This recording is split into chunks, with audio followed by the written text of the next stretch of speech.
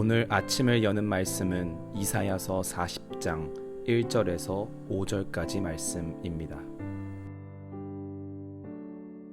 너희의 하나님이 이르시되 너희는 위로하라 내 백성을 위로하라. 너희는 예루살렘의 마음에 닿도록 말하며 그것에게 외치라. 그 노역의 때가 끝났고 그 죄악이 사함을 받았느니라.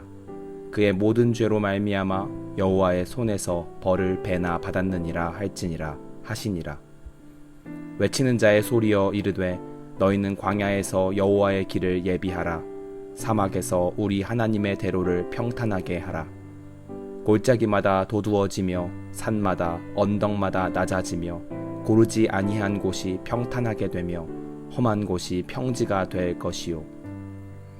여호와의 영광이 나타나고 모든 육체가 그것을 함께 보리라. 이는 여호와의 입이 말씀하셨느니라.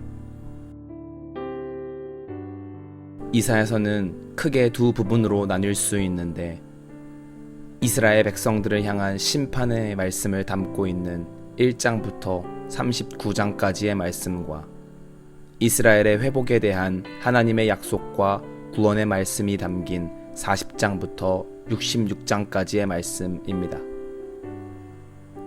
오늘 이사야서 40장 말씀은 두 번째 부분의 시작점으로 하나님의 백성들에 대한 위로의 메시지를 전달하고 있습니다.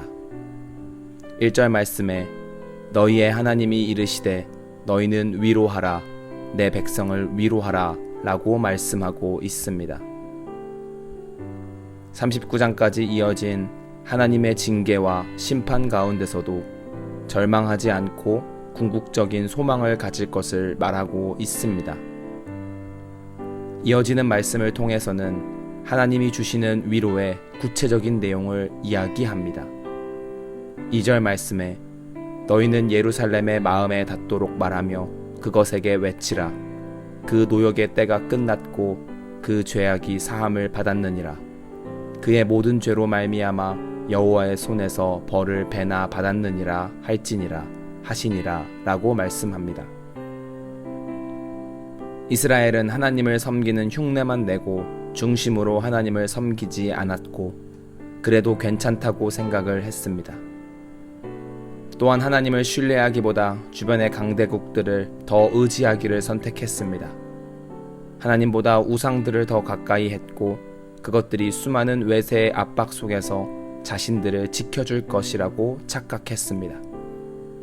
그리고 여러 선지자들을 통하여 하나님만을 의지할 것을 이야기했지만 그 말을 듣지 않았습니다.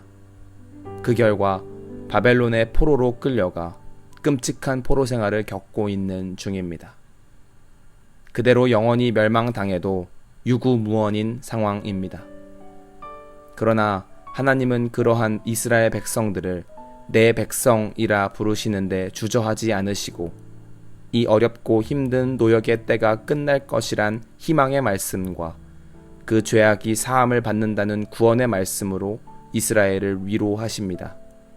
또한 이스라엘이 벌인 악행에 비하면 세 발의 피도 안 되는 형벌이었지만 이미 벌을 배나 받았다는 말씀을 전하며 얼마나 자신의 백성들을 사랑하시는지를 보여줍니다. 이어서는 백성이 해야 할 일을 분명하게 이야기합니다. 3절 말씀에 외치는 자의 소리여 이르되 너희는 광야에서 여호와의 길을 예비하라. 사막에서 우리 하나님의 대로를 평탄하게 하라 라고 말씀합니다.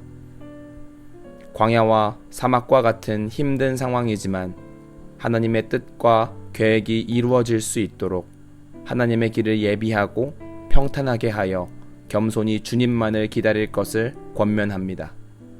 그때에 여호와의 영광이 나타나고 모든 육체가 그것을 함께 볼 것이라 말합니다. 오늘 말씀을 통해 중요한 사실을 깨달아야 하겠습니다. 인생을 살아가다 보면 삶에 닥쳐오는 고난이 없을 수 없습니다. 그때의 성도는 하나님의 위로가 있음을 기억해야 하겠습니다. 이 모든 어려움과 환난을 끝내시고 내 백성이라 부르시며 우리의 죄를 용서하시는 하나님의 위로가 있음을 기억하는 성도가 되어야 하겠습니다.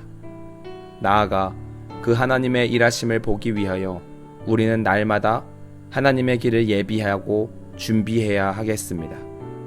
진정한 구원은 하나님을 위하여 일하는 것에서 시작합니다.